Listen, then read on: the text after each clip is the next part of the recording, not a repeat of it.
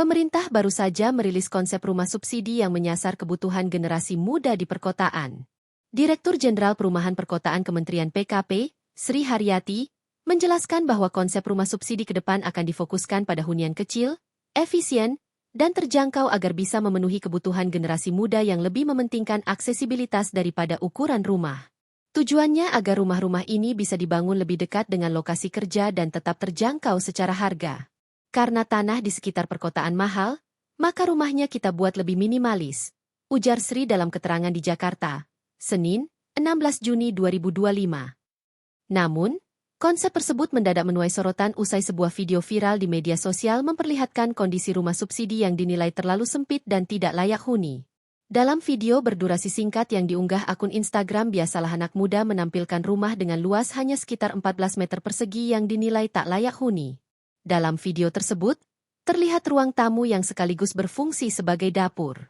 TV diletakkan di atas kulkas, mesin cuci berada di tengah ruangan, dan area tidur hanya menyisakan ruang sempit tanpa sirkulasi yang baik.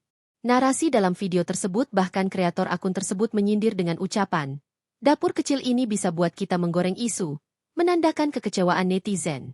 Reaksi publik pun langsung bermunculan. Banyak netizen mempertanyakan efektivitas program ini.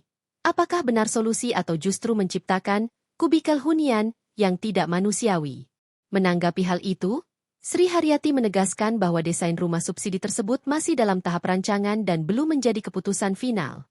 Kementerian PKP juga telah membuka ruang diskusi dengan pemangku kepentingan, seperti Asosiasi Pengembang, Kadin, HIPMI, dan Ikatan Arsitek Indonesia, IAI, untuk mengumpulkan masukan terkait konsep dan desain hunian. Rencananya memang rumah untuk kawasan sekitar perkotaan ini akan dibuat lebih kecil dari rumah subsidi konvensional. Tapi kami belum putuskan finalnya. Kami sangat terbuka untuk masukan dari semua pihak, ujarnya. Sri juga menyatakan bahwa rumah subsidi untuk daerah non-perkotaan tetap akan mengikuti regulasi lama, yakni dengan luas bangunan 27 hingga 36 meter persegi. Pemerintah berharap bahwa rencana ini bisa menjawab kebutuhan akan hunian terjangkau di kota besar tanpa mengorbankan kenyamanan penghuninya. Namun, viralnya wujud rumah subsidi ini menjadi pengingat penting soal pentingnya kualitas dalam setiap solusi perumahan rakyat. Sebelumnya, Menteri Perumahan dan Kawasan Permukiman, PKP, Marwarar Sirait meninjau langsung usulan konsep rumah subsidi yang diusung oleh Lipo Group.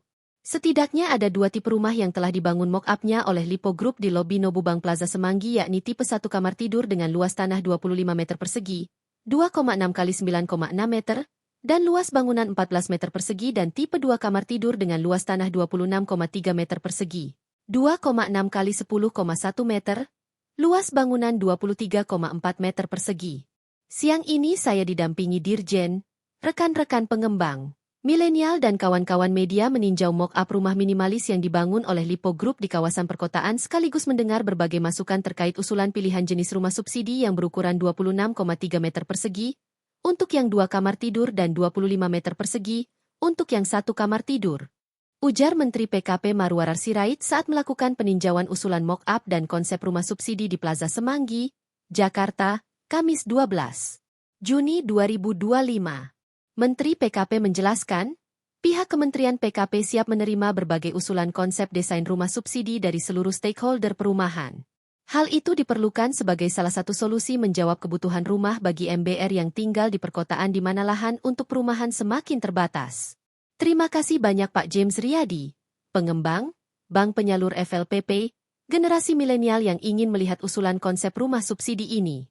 Silakan bagi para generasi milenial yang ingin melihat langsung konsep mock-up rumah subsidi yang kekinian dan sesuai kebutuhan tempat tinggal bisa langsung datang ke lobi Nobubang di Plaza Semanggi. Silakan beri masukan dan saran terhadap usulan desain dan konsep rumah subsidi ini, katanya. Menteri PKP juga menegaskan, sebagai menteri di bawah kepemimpinan Presiden Prabowo Subianto, Kementerian PKP sangat menjunjung tinggi demokrasi, penegakan hukum dan mengedepankan tata kelola yang baik dan benar.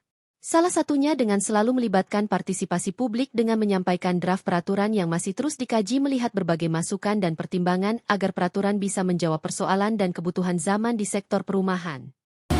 Nah ini kita review produk pemerintah rumah subsida ya. Yang kecil dulu kita masuk disambut keran, alhamdulillah bukan yang jahanam.